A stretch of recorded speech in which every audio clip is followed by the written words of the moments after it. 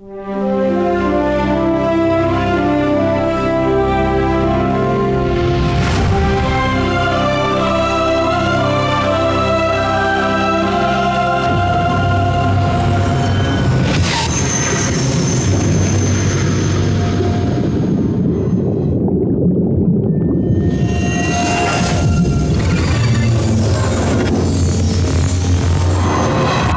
isa pa akong dahilan kung ba't nandito ako ngayon. May isa pa akong dapat mahuli. Ikaw, Mateo De Jesus. Nakita ko, dinukot niyang asawa mo. Mateo! Unfortunately, naabutan ko na lang na nabangga na yung van na sinasakyan ng asawa ko. May lead ako. Na-trace namin yung plate number ng van na tumukot sa asawa ko. Nirvana Wellness Spa. Eh man, pupuntahan ko yung lead tungkol kay Ruth. Pero kinakabahan ako.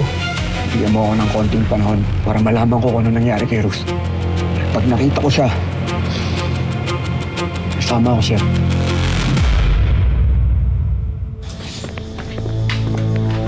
Joe Wellness, ginagawa natin dito papamasahe. Ito yung tinuro nung app na address eh. Dito yun. Okay, pero ba't nila kikidnapin si Ruth? Anong gagawin sa kanya? Masahista, ganun. Ewan ko sa'yo. May I help you, sir? Dito po ba yung, wellness? Pwede po ba makausap yung may-ari nito? Doon na lang po tayo sa receptionist, sir. This way po.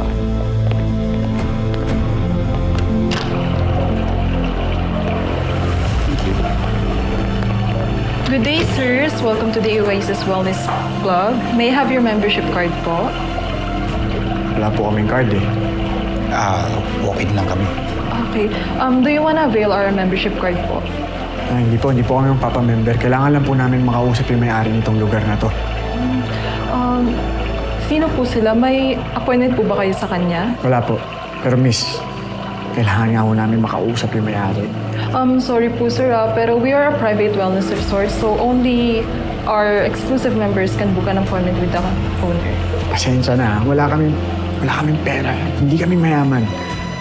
Pero, kailangan namin makausap yung may-ari nito. Please lang, ito.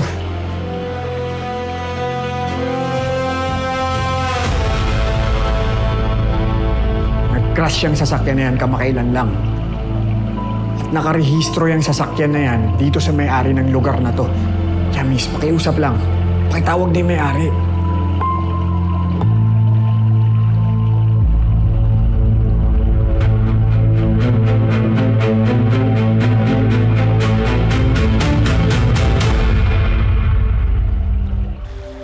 Now from downward facing dog, lift your heels up, bring your knees down, and go into your child's pose. Take some breaths there. Now walk your hands back to the center of your heart. Inhale everything that is good and release all the bad. Water break, girls. Water, please. Thank you. I'm sorry, ma'am, pero may naghahanap po sa inyo sa taas. Can't you see I'm in the middle of a practice? I think you really need to talk to this person po. It's an emergency. Coach Sally, please take over. Robe. Thank you. Phone. Thank you. Okay, up to down dog. Right foot up. Right knee into what you choose.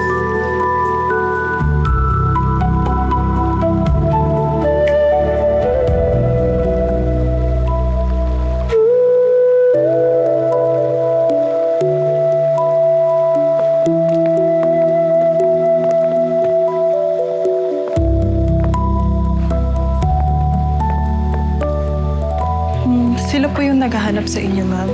Excuse me po. Yes? How can I help you? Kayo po ba yung may-ari ng lugar na to? Yes. I'm Safira. Anong maitutulong ko? Pasensya na po sa abala. Pero... Kayo ba may-ari itong sasakyan na to? Nakarehistro ko kasi sa lugar na to yung sasakyan niya.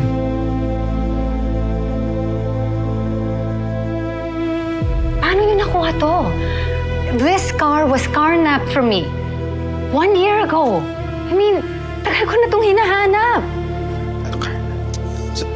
Sandali lang po. So, ibig niyo po sabihin, wala po sa inyo itong sasakyan na to? Wala! Ni-report ko na to sa authorities and as usual, hindi nila ako binalikan. Ano yan, Ju? Sigurado ko kayo? 100%. If you want, you can check my garage o yung parking lot. There's nothing there. Wait lang. Pwede ko bang malaman what happened? But why do you have a picture of that? Of my van? Yung asawa ko kasi. Dinampot ho ng mga tao gamit tong sasakyan na to.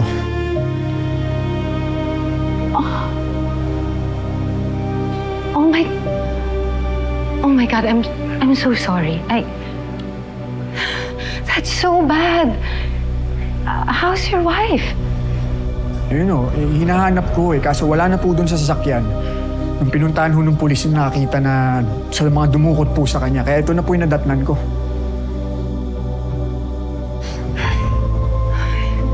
That's a terrible, terrible thing to hear. I mean, I'm so sorry.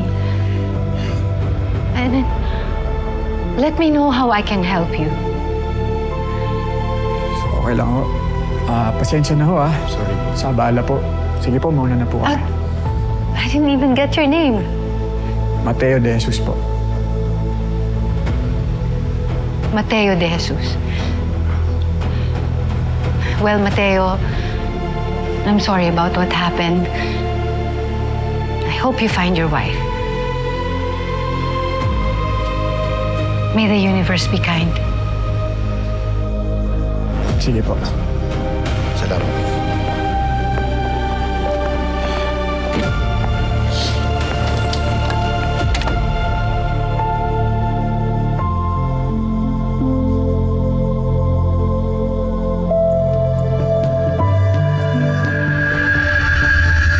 Magalala, mahanap pa natin si Ruth. May oras pa naman tayo dun sa taning ni Samuel Sid, nawawalan na ako ng pag-asa. Hindi ko na alam kung saan pa siya hahanapin. Isip pa tayo ng paraan. Baka may mapagtatanungan pa tayo. Okay? Salamat.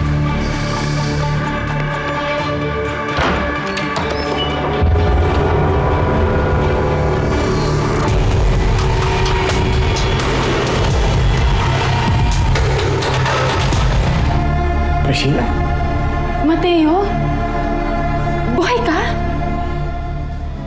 Oo. Buhay ako. Anong ginagawa mo dito? Alam na ba ni Ruth na buhay ka?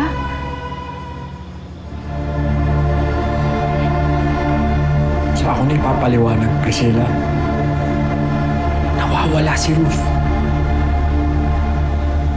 Hinahanap namin siya. Hindi pa siya nag-text sa'yo, tumawag man lang. Ha? Hindi eh. Kaya pala hindi siya nag-reply sa akin. Paano kayo napunta dito nung hinahanap niyo siya? Dito kasi nakarehistro yung sasakyan ng tumukot sa kanya.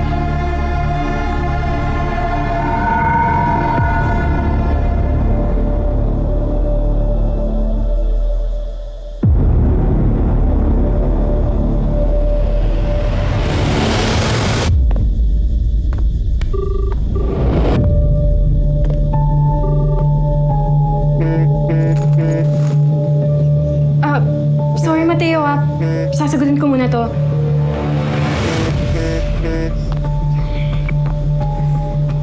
Hello? Wala kang sasabihin. Wala kang alam. Malinaw?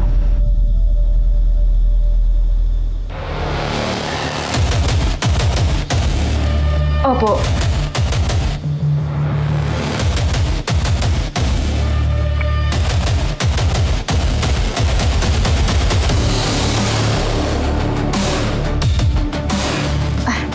pasensya ka na tumawag kasi yung boss ko. Walang problema yun, teka. Priscilla, ano kuha mo dito? Dito ka naman nagtatrabaho, hindi ka na nagtuturo? Ah, hindi. Umalis na ako dun. Umalis na ako dun nung may pinapasikaso lang yung boss ko dito. Babalik na din ako pagkatapos. Okay. Dami na rin nagbago simula nung nawala ako eh, no? Saan ka ba kasi nanggaling, Mateo? Iniwan mo yung mag-ina mo ng mga panahong kailangan ka nila. Pati si Yam-Yam.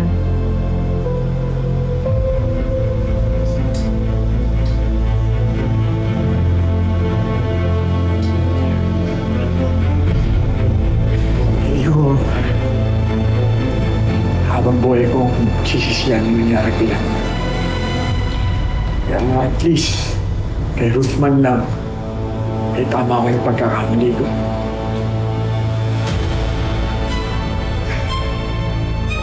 Oo, sana nga magkita na ulit kayo. Ipagdarasal ko yan. Pati na rin yung kaligtasan niya. Salamat na. Sila. Sige, Mateo.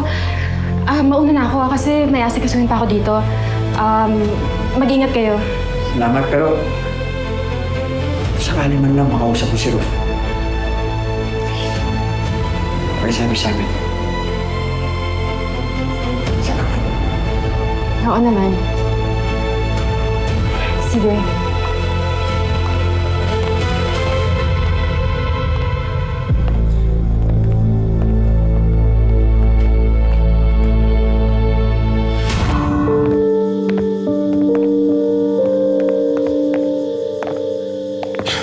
Jo, pasensya ka na, hindi natin nahanap si Ruth ngayon. Ha? Pero, hindi naman kami titigil para sa'yo. Kahit nasa kulungan ka na, tuloy-tuloy pa rin naman yung paghahanap namin kay Ruth. Ganito ba talaga, Sid? Hindi na ako mabibigyan ng pagkataon para makita at mahanap yung asawa ko kahit sa huling pagkakataon. Gusto ko lang naman makita siya eh.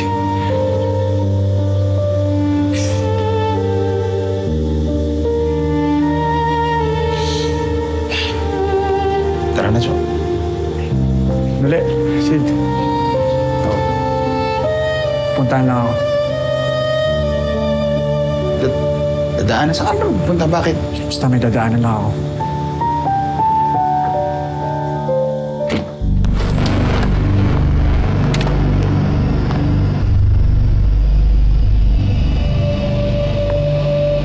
Well, Sinunod ko po yung utos niyo.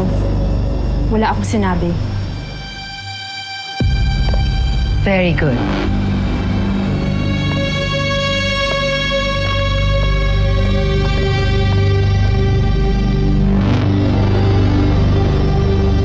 Pasensya ka na, Mateo. Ginagawa lang namin to para sa inyo ni Ruth. Magkikita din kayong dalawa sa huli.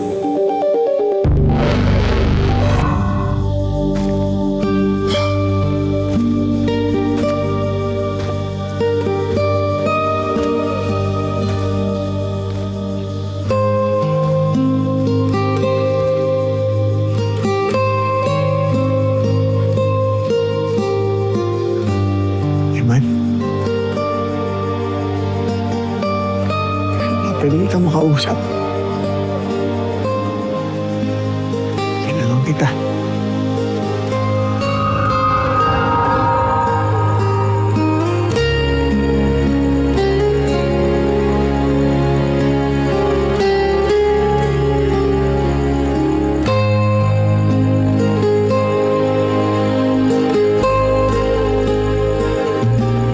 Iman?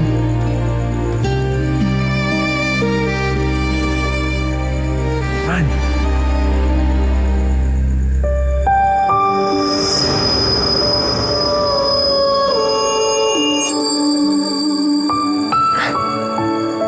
Iman?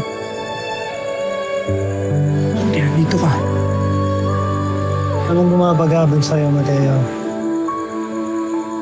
Hindi ko alam kung saan ako magsisimula para mahanap si Ruth. At nauubos na yung oras ko para mahanap siya. Makukulong na ako, Eman. Mateo, kumalma ka muna.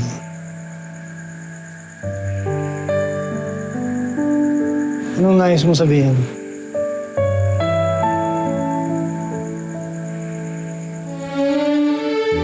Halos mabaliw-baliw na ako. Kakaisip kong ligtas siya. Nasa punto na ako na wala na akong pakialam kung nasan siya, kung galit ba siya, o gusto niya na ako itakwil bilang asawa niya. Ang importante sa akin, ligtas siya. Kasi ganun mo siya kamahal. Oo, ganun ko siya kamahal, Eman. Totoo ka nga nagmamahal, Mateo.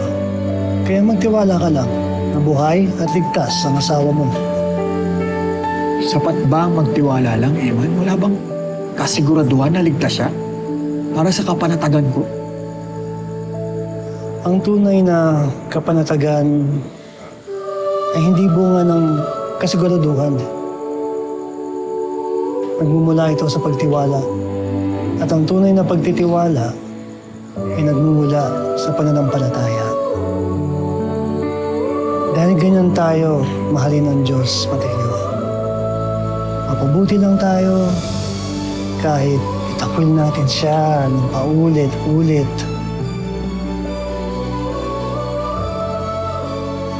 Hindi niya tayo sinusukuan. Magdasal ka lang, Mateo. At gagabayan ka ng Diyos para makita mo ulit si Ruth.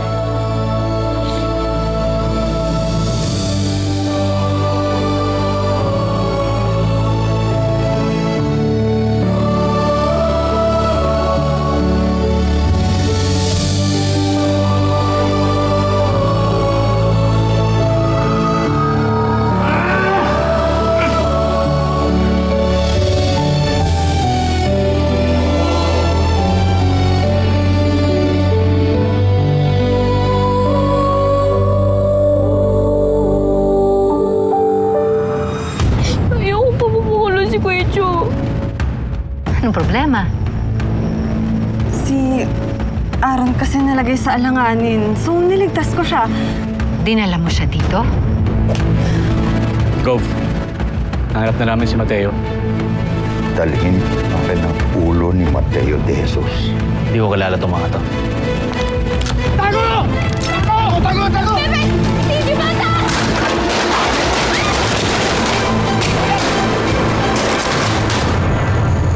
Hello mga kapatid, ito po si Ai de las Alas ng My Best Friend Eman. Hindi pa tapos ang kwentuhan natin, best friend.